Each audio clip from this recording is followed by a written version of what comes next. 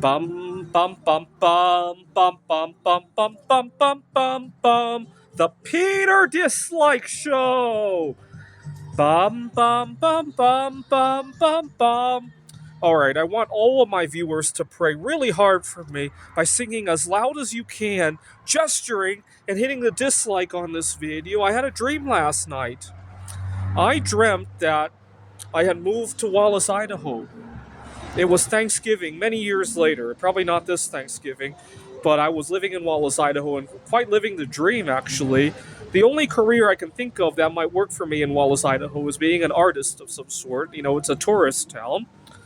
And ironically, I work with art that is a big byproduct of their main industry there. So I think that would be really fitting, right? I don't know. I don't know what they do with that byproduct though. I don't think any.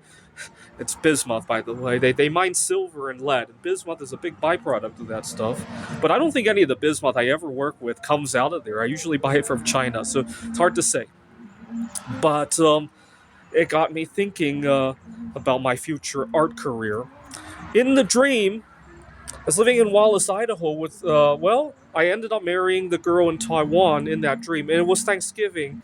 And my ex-girlfriend was there. We had been reunified because some of our family members had married each other, in the dream at least. I don't know how it plays out. My brother maybe marries somebody in their family. I spent today thinking about this because a lot of my dreams end up predicting the future. I had broken up with the girl 9 years ago now, if you can believe it. Every so often, something happens that gets us to chat again, by the way, so that's why it came up.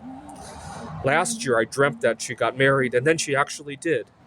But I often dream things that later come true. For example, you guys know I've been recently chatting with Helene Curry.